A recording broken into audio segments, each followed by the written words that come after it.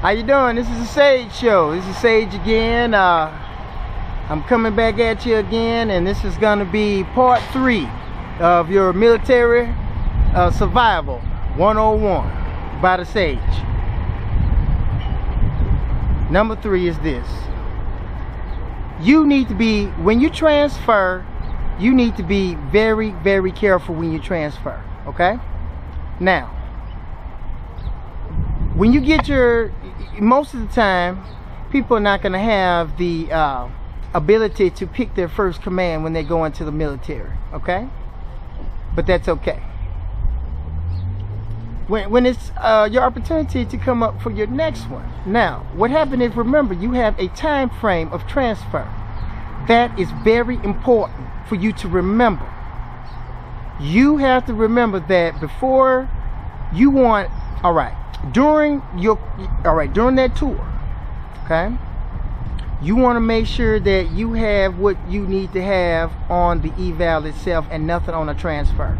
Transfer evals, or however they call it in the Navy, it's called a transfer eval. I don't know whatever else, but when you get that transfer eval, the transfer eval doesn't count toward anything, okay? It's that regular eval that correlates, and that is what you must understand. Do not transfer to another command at the end of a evaluation period. Do you understand? If you transfer to command and it is 4 months before evals come out, you're screwed. Now you have a eval that has a low mark because you did not have an opportunity to prove yourself at work or to show that you was some type of decent worker at your job and whatever. I mean, my goodness, why you can't do that? So what you have to do is that you have a time frame, right? You've got a time frame of transfer.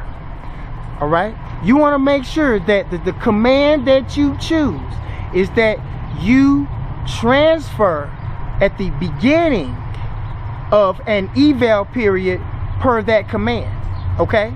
Because as we know, some of these commands and areas, you might transfer out to a area that's a long way away, and they can have a different eval period, okay? So you have to make sure that the place that you're transferring to has a eval period that you can get there and go right into an eval period in the first couple months.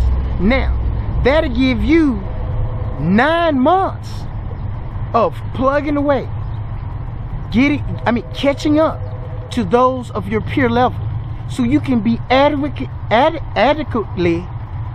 judged on your performance. If you get there 4 months before the end of an eval period, your performance sucks. You haven't done anything. Okay? Only an idiot would do that. I am right now teaching you how to have a good eval. Okay?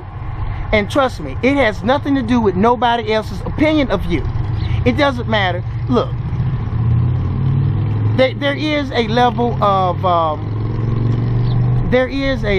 what I would call you have to have a attitude to work with people, because you're working with people, okay? You have to have that attitude. That's a wonderful attitude to have, okay? But you got to understand that, you know, nothing that you do is going to change your eval. Only your work performance, the stuff that you have done at your job. That's the only thing that's going to improve your work performance, okay?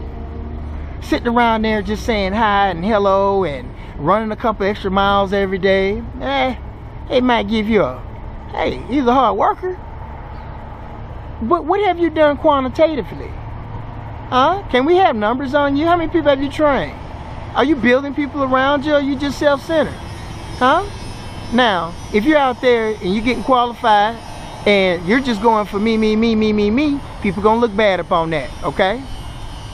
And some people that did not know me or did not have, when I was in the military and I was on top of my qualifications above all the rest, all the time, all of a sudden they call me a qual whore. I was called a qualification whore because I wanted to be better, because I want to be the best at my job. Okay? Now, you can't avoid that. But how I got respect for being the best at my job was building others around me. When I was Sailor of the Year back in 2005, 2005, I was Sailor of the Year for the East Coast. The next year, you know, they was like, well, Roy, you got everything. There's no more qualifications for you to get at your present level. Could you? And I said, you know what? I am going to train the next guy to be Sailor of the Year like me. And you know what? I did. And he became Sailor of the Year. And he became Sailor of the Year. Okay? And I tell you, I sat there with the guy. I drilled the guy through everything because I'm a perfectionist at everything that I do. And he became a perfectionist. Now, what I want to tell you is this. Build others around you. If you have a qualification, help that next guy. Now, don't overburden yourself. If somebody don't want to get help the first time, you move on. But that's a number for you to put on your eval, okay? Who cares if they didn't go all the way through with it? That's not your fault. That's not your problem. But if you present yourself, if you're expending energy helping people, you need to be logging those hours in. You need to be logging the type of people that you're dealing with, that you're working with. And all these things are going to come down at the end of the year. You keep you a little small book that's handy, and you write all this stuff down inside of that book. You hear me? And when the time comes, you will know what to write on your eval, because you are the person that's going to build you. Okay? Now, the bottom line is this. You put all your numbers on paper, and you submit it for your eval. Now, they're going to change it anyway, because you can't change anyone's opinion about you. If they say that you did not train anybody, well, my God, I guess you didn't train anybody. But you should have been busy enough to have multiple avenues of things that they could put on your eval for them to pick and choose to find, you know, to place you where they feel that they should place you. Because nothing that you can do will change their opinion about you. Okay? That's why it's important for you to pick the type of job that you need to pick for your success. Nobody else's success. It's your career. Okay? And you make it the best you can make it. Alright? I mean, I'm not perfect either. I've made some mistakes. Not too many in the military. Okay? I haven't made too many personally either. But because I used to learn from people. And I don't know why. Ever since I was a child, I had a habit of doing that.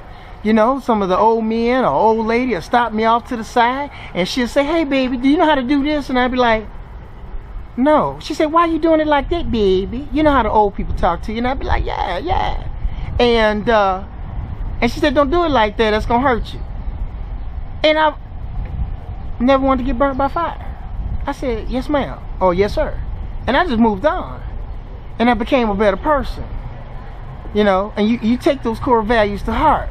When you have nothing, when you're down and out, when you don't have any friends, when these so-called people, haters and so-called people try to ruin your career, is all you need to do is stay positive with yourself. And knowing that you're doing everything you need to do. And that the decisions you made were purely yours. And you be satisfied with that. And you know what? You'll never be down. You'll always stay up if you think that way. Okay? You stay active. You support yourself. You stay true to the game all the way through. Don't give your wealth away. You pick your career. You pick your transfer days, so you'll get there at the right time frame for your career. Okay? Now, I don't know what I'm talking about part 4 yet, but I got something good coming. So thank you for listening to the Shade Show today. I really appreciate you coming out. Check me out on Facebook, Twitter, www.theilluminatedshades.com, and I appreciate everybody listening to me today. You take care, be positive, keep negativity away, all right? Support me, and I'll keep bringing this positive message to you, okay? Hey, I appreciate everybody at Lanier High School. I hope anybody that's listening to this hey, I'm telling you the truth. Trust me. I've always been real about what I do. You understand? Always. Okay? All right. Y'all take care. And I'll see you next time and on this part 4. Take care.